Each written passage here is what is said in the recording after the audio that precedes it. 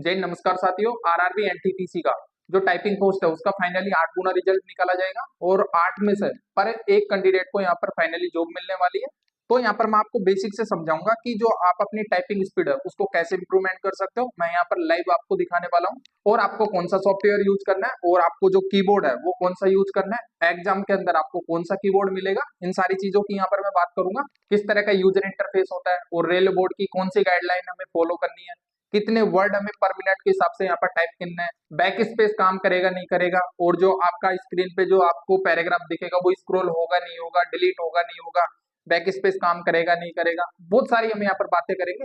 Basic से लेकर थोड़ा हाई लेवल की हम बातें करने वाले हैं। तो इस वीडियो को हम दो पार्ट में देखने वाले हैं, जिसमें सबसे फर्स्ट पार्ट होगा हमारा टाइपिंग कीबोर्ड को लेकर कि हम टाइपिंग कीबोर्ड को कैसे सेट करें, कैसा हमारा जो पोजीशन है बैठने का वो कैसा रहना चाहिए, टाइपिंग में कौन सी फिंगर किस पर रखनी है और हमारा चेस्ट पोजीशन कैसा रहना चाहिए, सारी चीजों की बात करूंगा।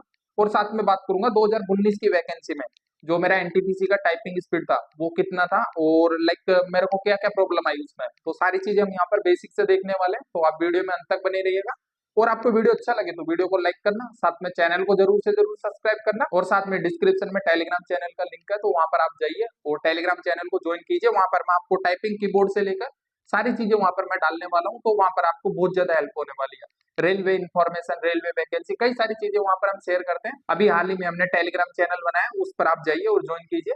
तो सबसे पहले हम बात करेंगे टाइपिंग कीबोर्ड को लेकर। तो दोस्तों यदि आपने कोई कैफे वगैरह ज्वाइन किया तो आप कर सकते हो, लेकिन यदि आपके पास एक लैपटॉप है और एक कीबोर्ड है तो कैफे ज्वाइन करने की आपको जरूरत नहीं है, क्योंकि आप अपना खुद का स्किल इंप्रूवमेंट करोगे तो आपके अंदर कॉन्फिडेंस आएगा। मैंने जो मेरा 2019 का वैकेंसी था उसमें जो टाइपिंग स्पीड है मैंने खुद अपने रूम पे यानी कि घर पे रहकर की थी, तो मेरा लास्ट में जो एक एवरेज था वो 47 तक गया था।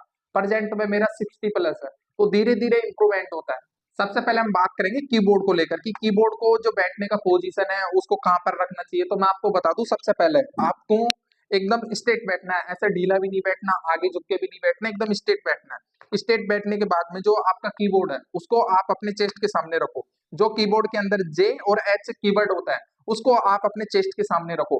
अगर आपने जो आपका कीबोर्ड है यदि आपने उसको चेस्ट के सामने रखा तो जो आपके कीवर्ड है वो लेफ्ट में मूवमेंट हो जाए, लेफ्ट में चला जाएगा, तो आपका जो फिंगर है वो ऐसे हो जाएगा यानी होल्ड हो जाएगा, तो इधर टाइपिंग करने में बहुत प्रॉब्लम होगा। तो इसलिए कीबोर्ड को चेस्ट के सामने ना रखकर आपको जे और एच जो की है उसको अपने चेस्ट के सामने रखना है। टाइपिंग करते टाइम भी आपको किन चीजों का ध्यान रखना वो भी हम बात करेंगे। एग्जाम हॉल के अंदर आपको जो मेज मिलेगा वहां पर आपको कि आपने कीबोर्ड को किस हिसाब से सेट करना है, यानी कि जो आपका कीबोर्ड है उसको ऐसे मेज के पास में नहीं रखना। उसका भी रीजन बताऊंगा क्यों नहीं रखना। थोड़ा सा आगे रखना है ऐसे, यानी कि कम से कम 3 अंगुली या 4 अंगुली का यहाँ पर गैप होना चाहिए। उसका भी मैं रीजन बताऊंगा, क्योंकि जब आपका कीबोर्ड यदि आपकी जो मेज है उसके इधर ऐसे रह जाएगा तो आप यदि ऐसा टाइप करोगे तो आपका जो फिंगर है वहां पर सपोर्ट नहीं मिलेगा और पेन करने लगेगा।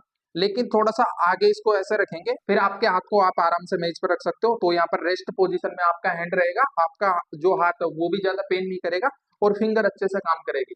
टाइपिंग करते टाइम लगभग आपके हाथ में इतना गैप रहना चाहिए, यानी कि जितना ये ज्यादा कर्व रहेगा, जितना ज्यादा रोटेट रहेगा उतना ज्यादा अच्छा है, क्योंकि आपकी फिंगर आगे और पीछे होने में ज्यादा टाइम नहीं लगेगी। यानी कि जैसे कि मान लो मेरे को मेरा फिंगर है एफ और जे के ऊपर और मेरे को ओ को टाइप करना है, तो ओ फट से ऐसा टाइप हो जाएगा, आप खुद देख पा रहे होंगे ओ ऐसा टाइप हो जाएगा। लेकिन अगर हाथ में शेप कम रहेगा तो ओ को टाइप करने के लिए ऐसे हाथ को दूर ले जाना पड़ेगा ऐसा, तो उसके अंदर आपका टाइम वेस्ट होगा और जो आपकी गलती करने के चांसेस है वो भी ज्यादा बढ़ जाएंगे। तो जितना आप हाथ में ये शेप रख सकते हो वो रखो, क्योंकि यहाँ से आपको वर्ड को मूवमेंट यानी अंगुली को आगे पीछे करने में प्रॉब्लम नहीं होगा, यहीं से हो सकती है।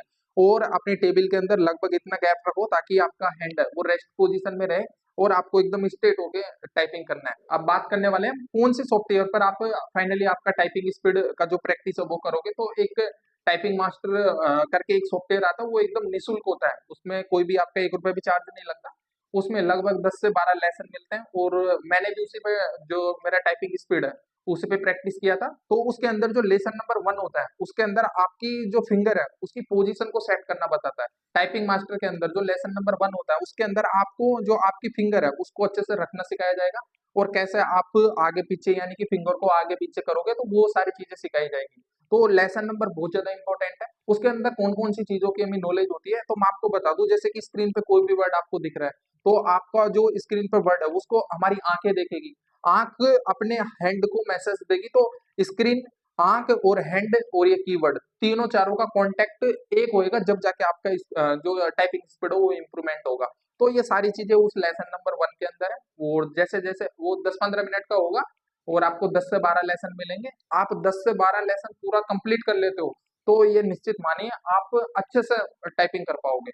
अब टाइपिंग करने का भी टाइम है, जैसे कि सारे दिन लगे रहें या कुछ टाइम रोक के करें, आपको कुछ नहीं करना, आपको एक लेसन देना है। लेसन देने के बाद में यानी कि जो आपका एक चैप्टर रहेगा टाइपिंग मास्टर पे, उसको कंप्लीट करना है। कंप्लीट करने के बाद में 1-2 घंटे तक रेस्ट लो, यानी कि जो आपकी फिंगर है उसके जो ये जोड़ है उसको रेस्ट दो, क्योंकि बार बार ऐसा प्रैक्टिस करते रहोगे तो ये बहुत ज्यादा पेन करने लग जाएगा, तो उसमें थोड़ा रेस्ट दो। रेस्ट देने के बाद में फिर नेक्स्ट मतलब कि 2-3 घंटे के बाद में फिर नेक्स्ट जो लेसन है उसको यहाँ पर दो।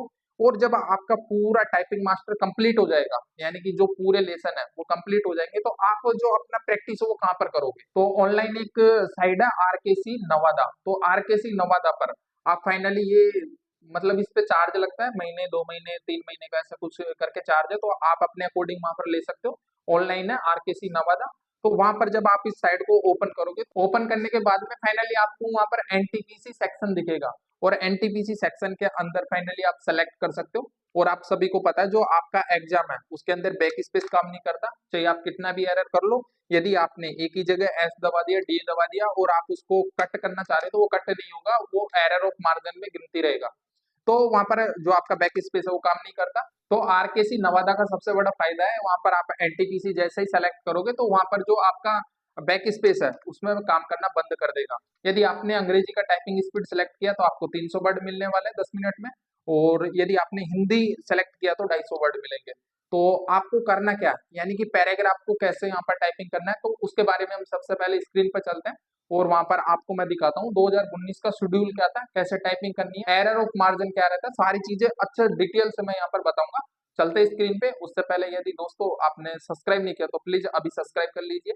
जैसे ही आपको टाइपिंग पोस्ट के लिए शॉर्टलिस्ट किया जाएगा तो उसके बाद में जो आपकी आरआरबी है वहां से आपको एक लिंक प्रोवाइड किया जाएगा, और लिंक के अंदर आपको सबसे पहले वहां पर ऑप्शन दिया जाएगा कि आप कौन सी टाइपिंग यहाँ पर सेलेक्ट करना चाह रहे हो। यानी आपको एक लिंक मिलेगा, उसके अंदर आपको सेलेक्ट करना है कि आपको फाइनली इंग्लिश में जो आपका टाइपिंग है वो देना है या हिंदी में। लेकिन फाइनली उस लिंक पर आपने कुछ भी नहीं डाला, यानी इंग्लिश भी नहीं डाला हिंदी भी नहीं डाला, तो आपका जो ऑटोमेटिक सेलेक्टेड है वो इंग्लिश में चला जाएगा। यानी कि जो आप फाइनली एग्जाम के अंदर वहां पर जाओगे और टाइपिंग के लिए वहां पर रेडी रहोगे तो आपका ऑटोमेटिक वहां पर इंग्लिश सेलेक्ट हो जाएगा। फाइनली आप टाइपिंग के लिए सेलेक्ट हो गए, और सेलेक्ट होने के बाद में जैसे ही आप एग्जाम हॉल के अंदर जाओगे तो कुछ टाइम के बाद में जब एग्जाम स्टार्ट होगा उससे पहले आपको 1 मिनट का टाइम दिया जाएगा उंगलियों को वार्म अप करने के लिए, अपने शरीर यानी अपनी बॉडी को वार्म अप करने के लिए, और 30 सेकंड के बाद में फाइनली आपको रेडी होने के लिए बोला जाएगा। ऑटोमेटिक आपकी स्क्रीन पर जो आपका पैराग्राफ है वो ओपन हो जाएगा। और फाइनली आगे बात करेंगे हम पैराग्राफ को कैसे सेलेक्ट करना है और कितना एरर ऑफ मार्जिन रहेगा।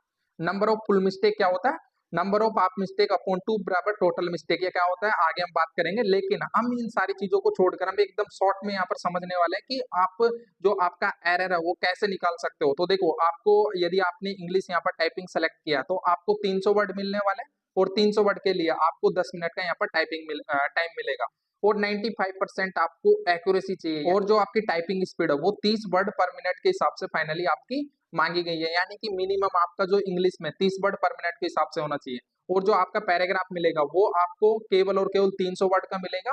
तो अब इसके अंदर कई सारी बातें होती है कि जो हम एक बार टाइप करने के बाद में हम फिर से उसको पुनः स्टार्ट कर सकते हैं नहीं कर सकते।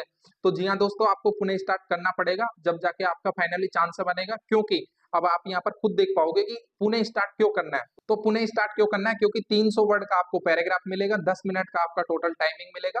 यदि आपने 300 वर्ड ही टाइप किया और आपका गलती से एक भी वर्ड उसमें मिस्टेक हो गया तो आपका जो टाइपिंग स्पीड है वो 30 से नीचे आ जाएगा, और फाइनली आप ऑटोमेटिक वहां पर फेल हो जाओगे। तो इसलिए आपको 300 वर्ड टाइप करने के बाद में लगभग जो आपका 300 वर्ड का पैराग्राफ मिलेगा उसमें से लगभग आधा पैराग्राफ को यानी कि 150 वर्ड तो आपको टाइप करने ही करने हैं, ताकि जो आपका मिस्टेक है वो भी अच्छे से कट के आपका जो टाइपिंग है वो 30 वर्ड से ऊपर चला जाए। अब इसके अंदर एरर ऑफ मार्जिन देखते हैं कि एरर ऑफ मार्जिन कैसे होता है। यहाँ पर आप खुद देख पाओगे मिस्टेक आपको केवल और केवल 5% होना चाहिए, उससे ज्यादा मिस्टेक नहीं होना चाहिए। अगर उससे ज्यादा मिस्टेक होगा तो क्या होगा, उससे ज्यादा मिस्टेक होता है तो कैंडिडेट फेल नहीं होता है, मैं आपको बता दूं। लेकिन 5% से ज्यादा आपका मिस्टेक जाता है तो फिर उसके बाद में 1% भी मिस्टेक आपका बढ़ता है तो उसमें पर मिस्टेक पर 10 वर्ड आपका यहाँ पर कट हो जाता है। 5% तक आपका एक वर्ड कट होगा, लेकिन यदि आपका 6% चला गया तो एक्स्ट्रा आपका 10 वर्ड यहाँ पर कट हो जाएगा। तो उसके बाद में टाइपिंग को इम्प्रूवमेंट करना बहुत ही ज्यादा डिफरेंट हो जाता है, यानी कि बहुत ही ज्यादा चैलेंजिंग चीज हो जाती है। एक रॉन्ग के लिए 10 वर्ड कट हो रहा है तो मतलब बहुत ही मुश्किल हो जाता है, टाइपिंग स्पीड ज्यादा होने के बजाय डाउन होती है। इसलिए मैं बोलता हूँ कि अगर आपका 5% से ऊपर है तो आपका चांसेस लगभग डाउन जाने का होगा। फाइनली मेरे को 2019 में ऐसे घबराहट होती थी कि मेरा टाइपिंग स्पीड बढ़ेगा नहीं बढ़ेगा। निश्चित मानिए जब यदि आप फुल तैयारी के साथ जाते हो तो घबराहट थोड़ा होता ही होता है, लेकिन आप अच्छे से इंप्रूवमेंट करना। यदि आपको वीडियो अच्छा लगे तो दोस्तों वीडियो को लाइक कीजिए, चैनल को सब्सक्राइब कीजिए और टेलीग्राम चैनल को ज्वाइन करके रखिए, ताकि वहां पर आपको कोई भी दिक्कत हो तो आप डायरेक्ट मैसेज करके पूछ सकते हो, मैं उसका रिप्लाई दूंगा। आपको कौन कौन सी प्रॉब्लम आ रही है आप वहां पर डायरेक्ट हमसे पूछ सकते हो। जब तक के लिए जय हिंद, जय भारत, थैंक यू।